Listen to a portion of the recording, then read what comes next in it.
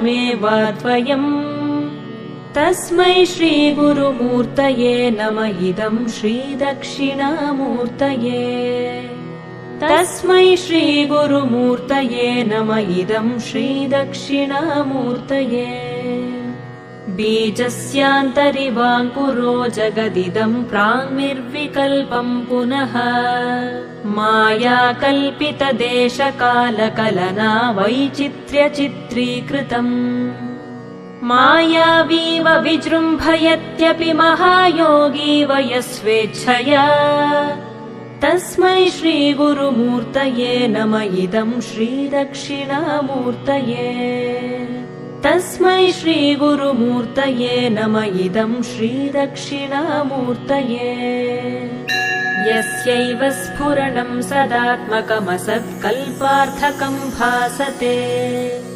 साक्षात् तत्त्वमसीति वेदवचसा यो बोधयत्याश्रितान्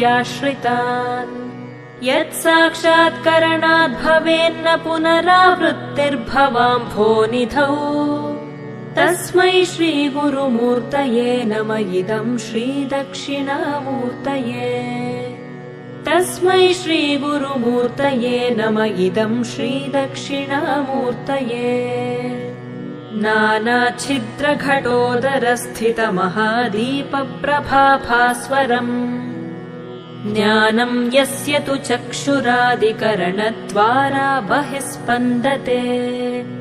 जानामीति तमेव भान्तमनुभात्येतत् समस्तं जगत्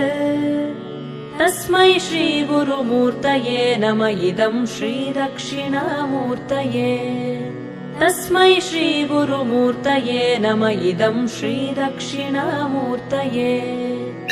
देहं प्राणमपीन्द्रियाण्यपि चलां बुद्धिं च शून्यं विदुः स्त्रीबालान्धजडोपमास्त्वहमिति भ्रान्ता भृशं वादिनः मायाशक्तिविलासकल्पितमहाव्यामोहसंहारिणे तस्मै श्रीगुरुमूर्तये नमः इदं श्रीदक्षिणामूर्तये तस्मै श्रीगुरुमूर्तये नमः इदं श्रीदक्षिणामूर्तये राहुग्रस्तदिवाकरेन्दुसदृशो मायासमाच्छादनात् सन्मात्रः करणोपसंहरणतो यो भूत्सुषुप्तः पुमान् प्रागस्वाप्समिति प्रबोधसमये यः प्रत्यभिज्ञायते तस्मै श्रीगुरुमूर्तये नमः इदं श्रीदक्षिणामूर्तये तस्मै श्रीगुरुमूर्तये नमः इदं श्रीदक्षिणामूर्तये बाल्यादिष्वपि जाग्रदादिषु तथा सर्वास्वस्थास्वपि व्यावृत्तास्वनुवर्तमानमहमित्यन्तः स्फुरन्तं सदा स्वात्मानं प्रकटीकरोति भजतां यो मुद्रया भद्रया तस्मै श्रीगुरुमूर्तये नमः इदं श्रीदक्षिणामूर्तये तस्मै श्रीगुरुमूर्तये नमः इदं श्रीदक्षिणामूर्तये विश्वं पश्यति कार्यकारणतया स्वस्वामि सम्बन्धतः शिष्याचार्यतया तथैव पितृपुत्राद्यात्मना भेदतः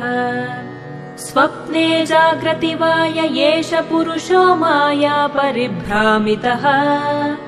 तस्मै श्रीगुरुमूर्तये नमः इदं श्रीदक्षिणामूर्तये तस्मै श्रीगुरुमूर्तये नमः इदं श्रीदक्षिणामूर्तये भूरम्भांस्यनलो निलोम्बरमहर्नाथो हिमांशुः पुमान् इत्याभाति चराचरात्मकमिदं यस्यैव मूर्त्यष्टकम् नान्यत्किञ्चन विद्यते विमृशतां यस्मात्परस्माद्विभोः तस्मै श्रीगुरुमूर्तये नमः इदं श्रीदक्षिणामूर्तये तस्मै श्रीगुरुमूर्तये नमः इदं श्रीदक्षिणामूर्तये।